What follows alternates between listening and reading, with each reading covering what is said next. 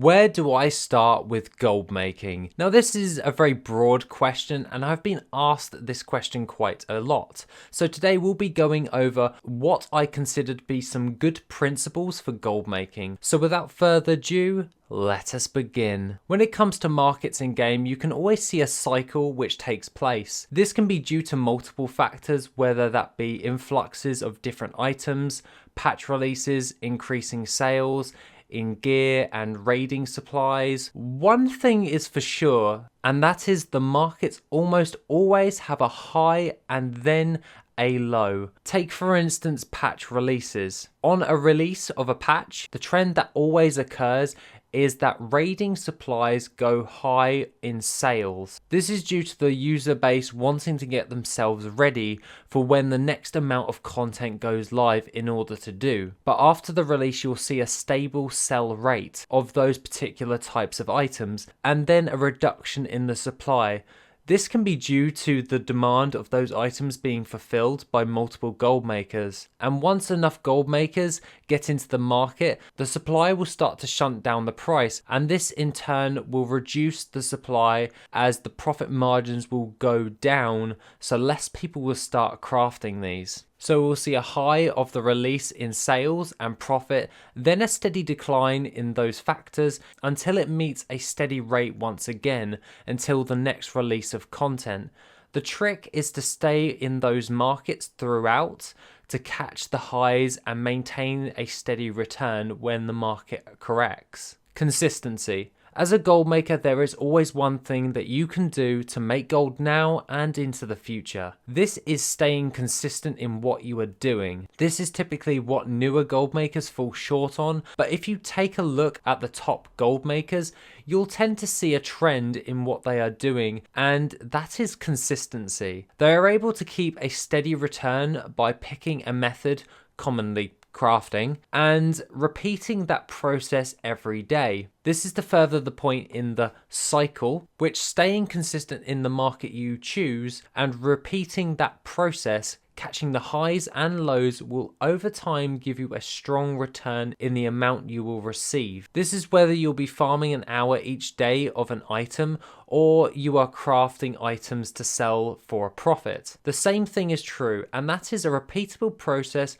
which will produce long-term gains way into the future. It is devising a system that works for yourself and staying true to it by repeating those actions each day to produce greater outcomes for yourself when gold making. Knowing one's market. A common mistake new gold makers make is jumping into a market they knew nothing about. This is either jumping on a bandwagon for a quick gain, in turn losing gold because they jumped onto the tail end of that high. Though it sometimes is okay to jump into trends if you get on them early enough, in the long run you must know it won't be sustainable, and as such this is something you need to keep in mind. By knowing the market you are in, you will be able to have a better understanding of these cycles, so you can either increase supply to meet the demand on the auction house or reduce the amount when it hits a low. To understand your market, you will need to move into that market, and as such it will take time for you to learn and figure out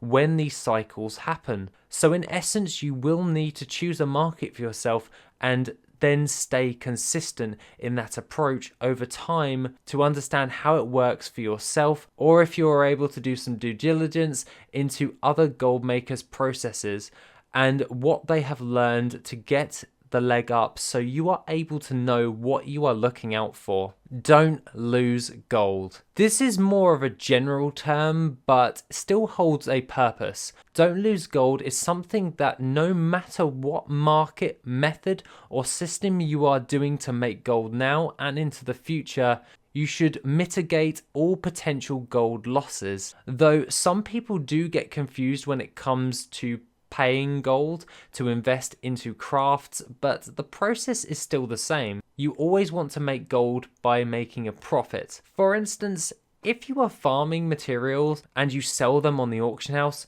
this can be seen as investing time into obtaining the items and then transferring that time into gold. The question to ask is, did I get the best return on my time? This is a simple question but holds value in the sense of, did you get the most for how much you invested, whether that be time or gold? The principle remains the same. This is why a lot of higher gold makers choose crafting, as it may have a higher barrier to entry to begin with, but once you have broken into that market, you'll be saving time by reinvesting the initial gold to make more gold, as it takes less time to craft than opposed to farming. Farming will give you a strong return, providing you choose your farm wisely, but reinvesting your gold to make more gold and saving time frees you up to do more and has a better return on investment than other methods for long-term gains. Long-term over short-term. I find that this is something that is overlooked quite a bit, and overall this principle is something that should always be taken into account. Let's say you are farming for something and you do it for a total of an hour. Well, this may be good in the short term as materials sell fast and give decent returns. Where is your supply now once it has sold? Well, you will need to farm another hour again, right? Now take for instance that you use that gold into crafting potions for raiding. You know that they sell on a consistent basis and have good profit returns, but is of course less than a farm. Though the profit is less than the farm, it takes less time to do and relist on the auction house for sales over this amount of time. This adds up and can be repeated with ease, where with farming you have to give up more time for those materials, and thus over the long term you will have to sink more time into farming, and your return will be based on how much you can farm every hour as opposed to your potions where you simply reinvest your gold each time for that return. Simply put, it is always about long-term thinking and systems to make you win into the future. So I leave you with this: make it simple, make it repeatable, and make it profitable. This is how you will win moving forward, and this is how you make gold. Hopefully this answers any questions when it comes towards just getting started with gold making, or you just need a refresher on it. Other than that, guys, have a wonderful rest of the day, and I shall see you in the next video, which will be soon.